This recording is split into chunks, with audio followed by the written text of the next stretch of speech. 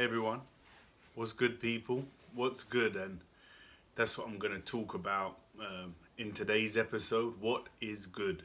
And today I decided to do another live stream, and that's because I thought it would be good. I thought it would be better for this episode if I did a live stream, and that's what I've done. There's a few reasons for it. The first is for me to get better and practice my delivery, my thought process, my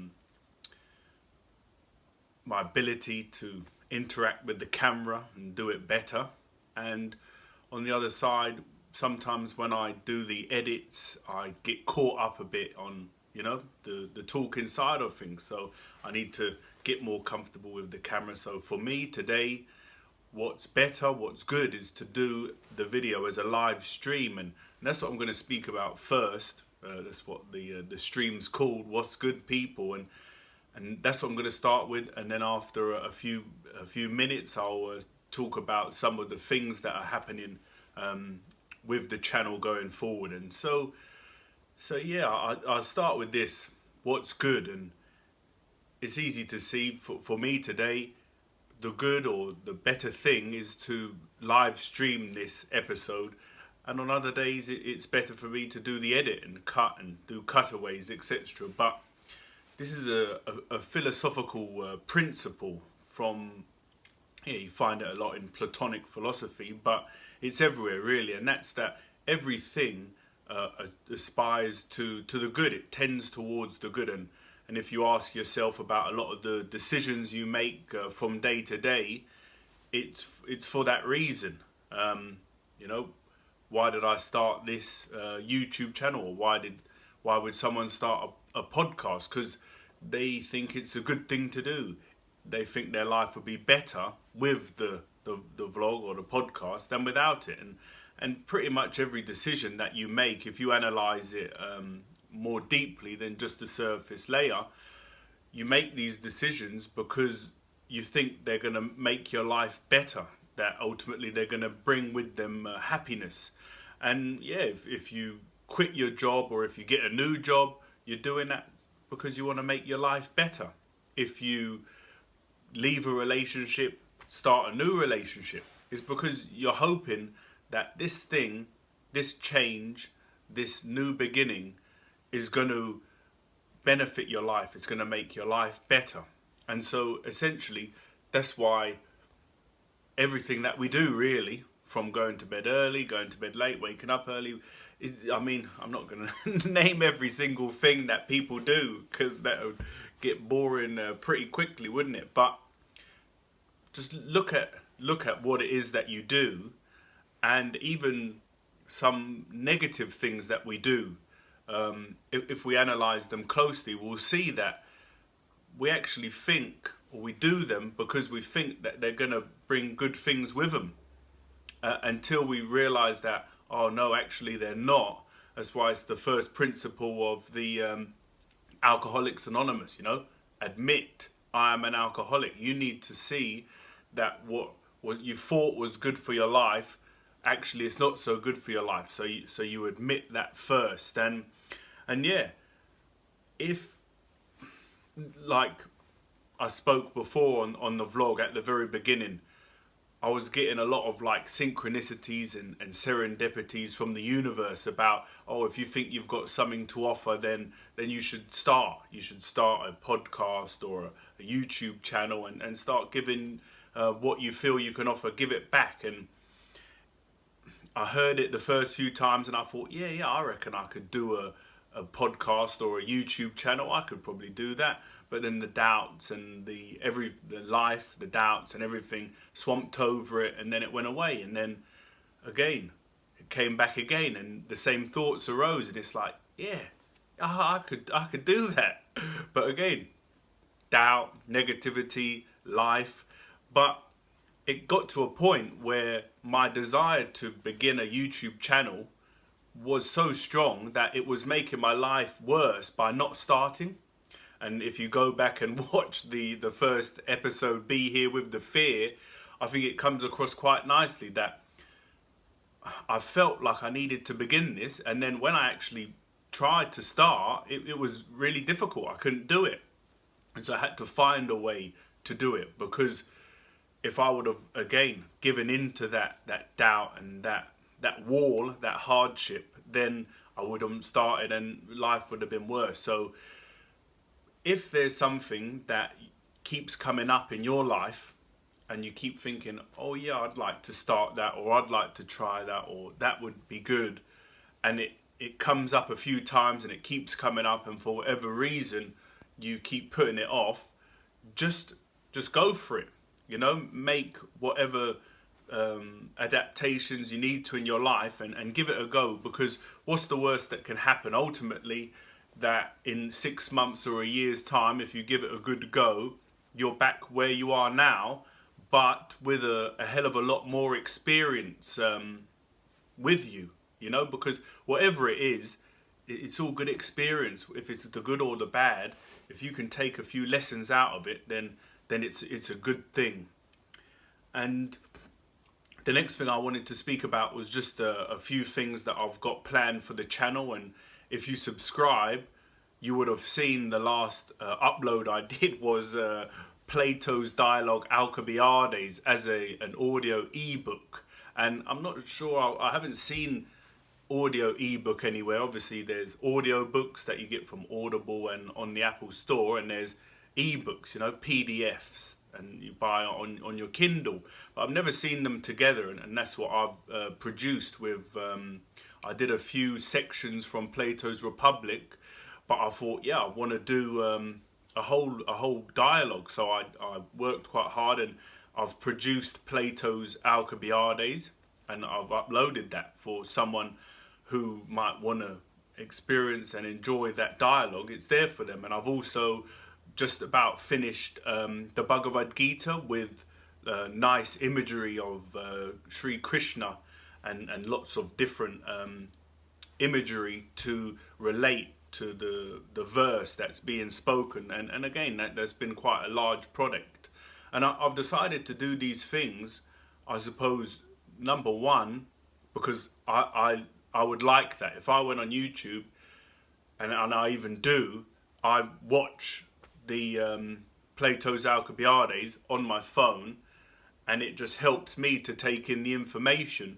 Because if you're just reading or if you're just listening, it's easy for the mind to wander, and you know, you've gone 2 pages or 5 minutes on the audio and you think, oh, hold on, I've been off daydreaming, I'm gonna have to go back. Whereas if you're watching and listening, it's very easy to catch yourself if you get distracted, or if your mind wanders, which with Plato it often will. And so, yeah, with that being said, Alcibiades is already up.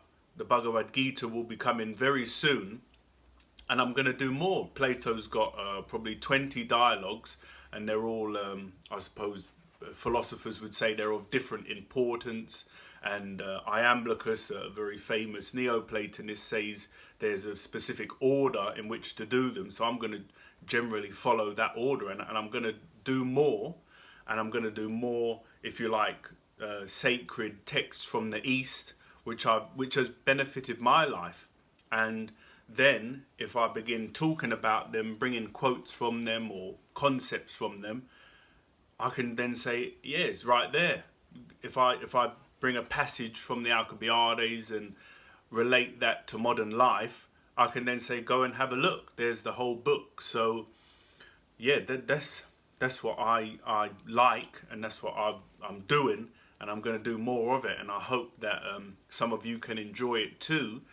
But I've started to understand now, doing the channel and the vlog for a year and a bit, that I've got a tendency to try and do it for everyone. Like, oh yeah, everyone can think about mental health, or everyone can think about mindfulness. But yeah, I mean, no, it's not for everyone. Everyone's different, and everyone's got different interests and things that they do. And so with something like Plato's Alcibiades, that's very clear that only a very few people will be interested in that, and particularly to listen to the whole. It's an hour and a half long, and I suppose it's not for everyone. And yeah, I challenge you, try and sit through it and see what you get out of it. But for someone that loves Plato, it's a great, it's of real value to be able to get that information so easily accessible. All you need is a device and an internet connection, and you've got the Alcibiades and you've got the Bhagavad Gita. So I know that when I upload Alcibiades, Bhagavad Gita, it's not for everyone. If I post it to my Facebook and say, oh yeah, hey guys, yeah, only a very small percentage are going to be interested. And I suppose that's what I've accepted, that what I'm sharing here on my channel, it's not for everyone. So what I should do, rather than try and make it for everyone, is to be selective to the people that have a similar interest with me. And so yeah, I even if you're still here 11 minutes in, it must mean that you enjoy my my channel and my content. And so just doing this video, I feel like a lot more comfortable, a lot more free to speak and to not worry so much, not be so self-conscious, to be and not take myself so seriously, just to be talking, and almost to try and get to the person that's talking, who's going to be interested, rather than make it perfect for everyone. So just to end, you might not be interested in Platonic dialogues or in sacred Eastern texts, and that's okay at the minute, because I'm also going to try and do some shorter philosophical and Eastern texts, some of Aesop's fables and some Zen stories. I've put a Zen story already, The Thief Who Became a Disciple, but these are very easily digestible, just a few minutes long, with a nice moral or a nice lesson. And maybe if you get interested in these, then one day you might think, yeah, let me try a longer, more in-depth text or work, because that's what I started doing with my vlog at Fragments of Fragments.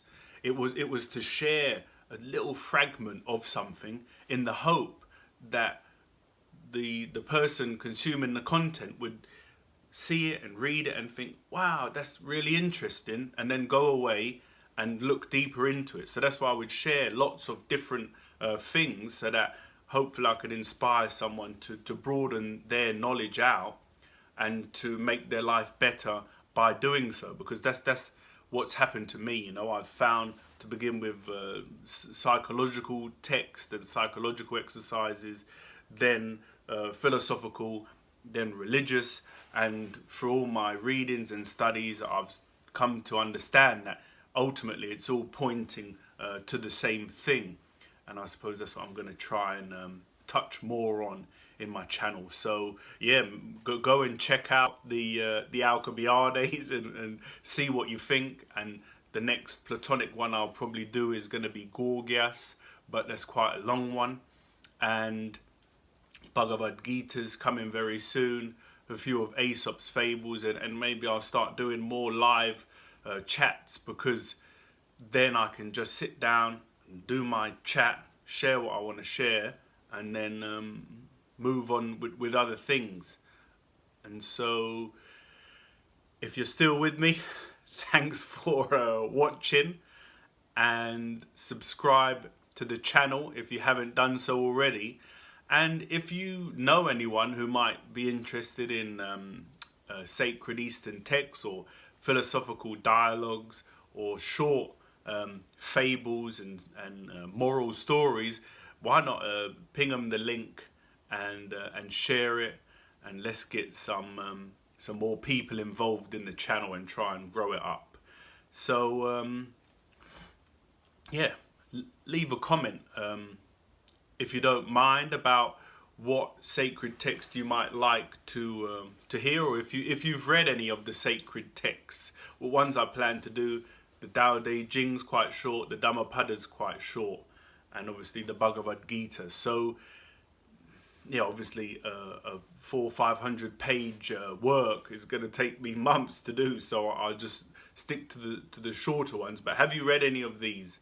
And if not, which one interests you the most? The Bhagavad Gita is obviously the Hare Krishna text. The Tao Te Ching is like the source text of Taoism, and the Dhammapada. Certain commentators say that it's the Gospels, the Buddhist Gospels. So they'll be coming soon, hopefully, if I can stay focused and on target. So yeah, like, subscribe, comment, and thanks so much for watching, and keep an eye out for the new content coming. Take care. See ya. Bye-bye.